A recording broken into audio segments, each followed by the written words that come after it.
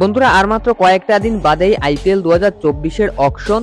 তো আমরা এই ভিডিওতে অল 10 টিমের মেইন টার্গেট প্লেয়ার নিয়ে কথা বলবো, অর্থাৎ প্রত্যেকটা দলের প্রধান যে প্লেয়ারগুলোর উপর টার্গেট রয়েছে সেটাই এই ভিডিওতে জানাবো। তো সম্পূর্ণ ভিডিও দেখুন আর ক্রিকেট সংক্রান্ত সমস্ত আপডেট পেতে আমাদের চ্যানেলটি অবশ্যই সাবস্ক্রাইব করে রাখুন। বন্ধুরা প্রত্যেকটা দল কিন্তু অনেক প্লেয়ার রিলিজ করেছে, তো সেই সব প্লেয়ারদের প্রত্যেকটা দলকে দলে নিতে হবে, কিন্তু এইসব প্লেয়ারদের ভিতরে প্রত্যেকটা দলের কিন্তু কয়েকজন মেইন টার্গেট প্লেয়ার রয়েছে, অর্থাৎ তারা কিন্তু স্ট্র্যাটেজি প্ল্যান সাজিয়ে রেখেছে যে আমাদের এই প্লেয়ার রিলিজ করেছি, এই প্লেয়ারের পরিবর্তে আমরা ওই প্লেয়ারটাকে দলে নেওয়ার চেষ্টা করব। তো চলুন শুরু করা যাক। আমরা প্রথমেই চেন্নাই সুপার কিংস নিয়ে কথা বলবো। বন্ধুরা defending champion Chennai super kings Ben স্টোকসকে রিলিজ করে দিয়েছে। তো বেন স্টোকসের পরিবর্তে কিন্তু চেন্নাই সুপার কিংস একজন বিদেশি ফাস্ট বোলিং অলরাউন্ডার দলে নেবে। আর ফাস্ট বোলিং ভালো অলরাউন্ডার, অর্থাৎ বেন স্টোকসের ক্যাটাগরিতে যে অলরাউন্ডাররা পড়ে সেরকম অলরাউন্ডার দেখলে এই মুহূর্তে একজনই রয়েছে অকশনের লিস্টে, সে হচ্ছে ড্রাইল মিচেল। হ্যাঁ বন্ধুরা, নিউজিল্যান্ডের এই অলরাউন্ডার কিন্তু বেন স্টোকসের ক্যাটাগরিতে পড়ে, অর্থাৎ বেন স্টোকস যে ধরনের অলরাউন্ডার তোমার ড্রাইল মিচেলও কিন্তু সেই ধরনের অলরাউন্ডার। তো বেন স্টোকসের পরিবর্তে কিন্তু চেন্নাই ড্রাইল মিচেলের পিছনে ছুটতে পারে। এরপর দুজন বিদেশি ফাস্ট বোলারকে রিলিজ করেছে, কেল জেমিসন এবং শিশান্দা মাঙ্গালা।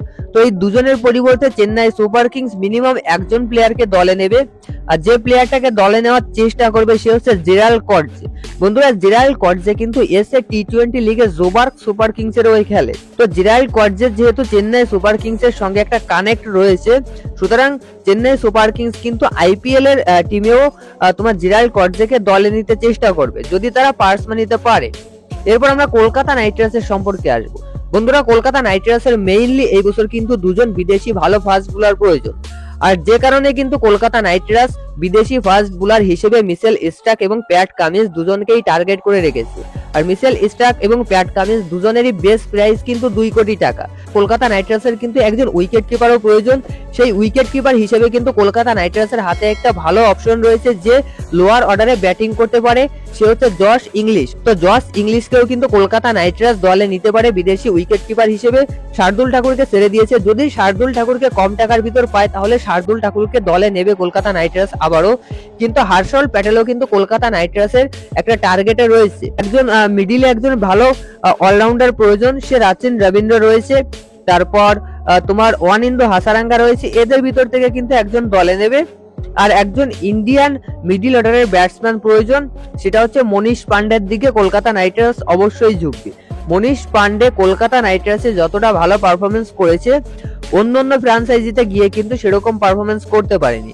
মনীষ পান্ডের সময় কিন্তু তোমার গৌতম গম্ভীর ক্যাপ্টেন ছিল, তো এখনো কিন্তু গৌতম গম্ভীর ফিরেছে, সুতরাং মনীষ পান্ডে কিন্তু আবারও কলকাতা নাইট রাইডার্সে আসতে পারে। এরপর আমরা আসবো মুম্বাই ইন্ডিয়ান্সের সম্পর্কে।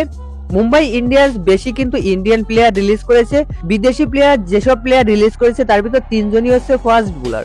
তো 3 জন বিদেশি ফাস্ট বোলার রিলিজ করেছে, সুতরাং একজন কিন্তু কোয়ালিটি ফরেন ফাস্ট বোলার দলে নেবে, আর সেই প্লেয়ারটা হতে পারে কিন্তু জশ হাজেলউড। হ্যাঁ বন্ধুরা আরসিবি জশ হাজেলউডকে রিলিজ করে দিয়েছে, মুম্বাই ইন্ডিয়ান্স আর্চারকে রিলিজ করে দিয়েছে, তো আর্চারের জায়গাটা কিন্তু জশ হাজেলউড নিতে পারে। এরপর আমরা আরসিবির সম্পর্কে আসবো। বন্ধুরা আরসিবির প্রধান টার্গেট এবছর হচ্ছে মিচেল স্টার্ক, সেটা কিন্তু আরসিবির ম্যানেজমেন্ট জানিয়ে দিয়েছে। তো মিচেল স্টার্ক হচ্ছে প্রধান টার্গেট, জশ হাজেলউডের পরিবর্তে মিচেল স্টার্ককে নিতে পারে। সেকেন্ড হচ্ছে তোমার রাচিন রবীন্দ্রকে দলে নিতে পারে ওয়ানিন্দু হাসারাঙ্গার পরিবর্তে। এই দুটো হচ্ছে আরসিবির প্রধান টার্গেট। আর একজন ইন্ডিয়ান ফাস্ট বোলার দলে নেবে, সেটা কার্তিক তিয়াগি হতে পারে। তো আরসিবির target Mitchell Starc, Rachin Ravindra এবং কার্তিক তিয়াগি। এরপর গুজরাট টাইটান্স। বন্ধুরা গুজরাট টাইটান্স মেইনলি একজন প্লেয়ারকেই দলে নেবে, বিদেশি প্লেয়ার।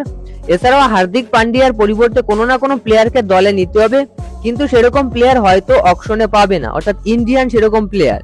তো সেখানে গুজরাট টাইটান্সের প্রধান টার্গেট থাকবে একজন বিদেশি ফাস্ট বোলার, কারণ তোমার হচ্ছে আলজারি জোসেফকে কিন্তু তারা রিলিজ করে দিয়েছে। তো সেখানে আলজারি জোসেফের পরিবর্তে কিন্তু চিপ প্রাইজে লকি ফার্গুসনকে দলে নিতে পারে, কেননা লকি ফার্গুসনের এর আগে যা প্রাইজ উঠেছিল এই সিজনে কিন্তু অত প্রাইজ উঠবে না, কারণ গত সিজনে লকি ফার্গুসন কেকেআর এ খারাপ পারফরমেন্স করেছে। তো লকি ফার্গুসনকে কিন্তু গুজরাট টাইটান্স আলজারি জোসেফের জায়গায় নিতে পারে। এরপর লখনৌ সুপার জায়ান্ট। বন্ধুরা লখনৌ সুপার জায়ান্ট যেসব প্লেয়ারকে রিলিজ করেছে তারা কেউই দলের কিন্তু প্রধান প্লেয়ার না, লখনৌ সুপার জায়ান্ট একজন বিদেশি প্লেয়ার রিলিজ করেছে ড্যানিয়েল স্যামস, আর বাকি সব ইন্ডিয়ান ডোমেস্টিকের প্লেয়ার রিলিজ করেছে। তো সেখানে একজন ডোমেস্টিকের থেকে প্লেয়ার দলে নিতে পারে, সেটা হচ্ছে চেতন সাকারিয়া জয়দেব উনাদকাদের জায়গায়। জয়দেব উনাদকাদের জায়গায় লেফট আর্ম পেসার হিসেবে চেতন সাকারিয়াকে কিন্তু দলে নিতে পারে।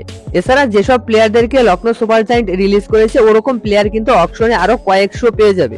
এরপর আমরা দিল্লি ক্যাপিটালসের সম্পর্কে আসবো বন্ধুরা। দিল্লি ক্যাপিটালস কিন্তু অনেক প্লেয়ার রিলিজ করেছে। তো দিল্লি ক্যাপিটালসের প্রধান টার্গেট হতে পারে দুটো। এক হচ্ছে মনীষ পান্ডেকে রিলিজ করেছে, একজন মিডল অর্ডারের ব্যাটসম্যান প্রয়োজন। সরফরাজ খানকে রিলিজ করেছে, দুজন কিন্তু মিডল অর্ডারের ব্যাটসম্যান রিলিজ করেছে, সেখানে একজন মিনিমাম মিডল অর্ডারের ব্যাটসম্যান দলে নেবে। তো দিল্লি ক্যাপিটালস কিন্তু শাহরুখ খানের দিকে যেতে পারে, যে পাঞ্জাব কিংসের থেকে রিলিজ হয়েছে। এছাড়াও মোস্তাফিজুর রহমানকে রিলিজ করেছে, সেহেতু একজন লেফট আর্ম ফরেন পেসারকেও দলে নিতে পারে, সেটা হতে পারে ড্যানিয়েল স্যামস অথবা ডেভিড উইলি। একজন লেফট আর্ম ফরেন পেসারের কথা বললেই ড্যানিয়েল স্যামস এবং ডেভিড উইলি দুজনের নাম কিন্তু আসবে, দুজনকেই কিন্তু রিলিজ করা হয়েছে। এরপর রাজস্থান রয়্যালসের সম্পর্কে আসলে বন্ধুরা, রাজস্থান কিন্তু জো রুটকে রিলিজ করেছে এবং জ্যাসন হোল্ডারকে রিলিজ করেছে। তো সেখানে জো রুটের পরিবর্তে কিন্তু রাজস্থান রয়্যালস হ্যারি ব্রুককে দলে নিতে পারে। হ্যারি ব্রুককে কিন্তু সানরাইজার্স হায়দ্রাবাদ রিলিজ করে দিয়েছে, আর হ্যারি ব্রুকের দাম কিন্তু এবার অতটাও উঠবে না গত সিজনে যতটা ছিল। তো তার জন্য জো রুটের জায়গায় কিন্তু ইংল্যান্ডের প্লেয়ারই হ্যারি ব্রুককে দলে নিতে পারে। আর তোমার হচ্ছে জ্যাসন হোল্ডারকে রিলিজ করে দিয়েছে, জ্যাসন হোল্ডারের পরিবর্তে কিন্তু ওডেন স্মিথকে দলে নিতে পারে, সেও কিন্তু ক্যারিবিয়ান প্লেয়ার, গুজরাট টাইটান্সে খেলতো, রিলিজ করে দিয়েছে। এরপর পাঞ্জাব কিংস বন্ধুরা, পাঞ্জাব কিংস কিন্তু শাহরুখ খানকে রিলিজ করেছে, এই একটাই মেইন প্লেয়ার রিলিজ করেছে। এই শাহরুখ খানের পরিবর্তে কিন্তু একজন ইন্ডিয়ান মিডল অর্ডার ব্যাটসম্যান দলে নিতে হবে। তবে এই মুহূর্তে ইন্ডিয়ান কোনো ভালো মিডল অর্ডার ব্যাটসম্যান কিন্তু নেই, শুধুমাত্র মনীষ পান্ডে একাই মিডল অর্ডারে খেলার মতো ভালো ব্যাটসম্যান রয়েছে। যদিও শাহরুখ খান ফিনিশার হিসেবে কাজ করে, তবে সরফরাজ খান বা মনীষ পান্ডে কিন্তু কেউই ফিনিশার না। তারপরেও হাতে যদি ভালো প্লেয়ার না পায় তাহলে এদের ভিতর থেকেই নেবে, আর যদি ডোমেস্টিকে ভালো প্লেয়ার পেয়ে যায় তাহলে ডোমেস্টিকের থেকেও নিতে পারে। এরপর সানরাইজার্স হায়দ্রাবাদ, তো সানরাইজার্স হায়দ্রাবাদ হ্যারি ব্রুককে রিলিজ করেছে, যেখানে একটা প্লেয়ার কিন্তু প্রয়োজন, আর সেই প্লেয়ারটা হবে বন্ধুরা ড্রাইল মিচেল। হ্যাঁ বন্ধুরা, হ্যারি ব্রুকের জায়গায় কিন্তু সানরাইজার্স হায়দ্রাবাদ ড্রাইল মিচেলের পিছনে ছুটবে, এবং চেন্নাই সুপার কিংসের সঙ্গে কিন্তু সানরাইজার্স হায়দ্রাবাদের একটা হাড্ডাহাড্ডি লড়াই হবে, কারণ যথেষ্ট পার্স মানি প্রত্যেকটা দলের রয়েছে।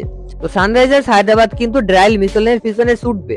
তো কলকাতা নাইট রাইডার্স সহ বেশ কিছু দল কিন্তু বেশ কিছু প্লেয়ারকে টার্গেট করে রেখেছে বন্ধুরা। তো এই ছিল আজকের ভিডিও, ভালো লাগলে অবশ্যই লাইক করবেন, আর ক্রিকেট সংক্রান্ত সমস্ত আপডেট পেতে আমাদের চ্যানেলটি অবশ্যই সাবস্ক্রাইব করে রাখবেন। ধন্যবাদ।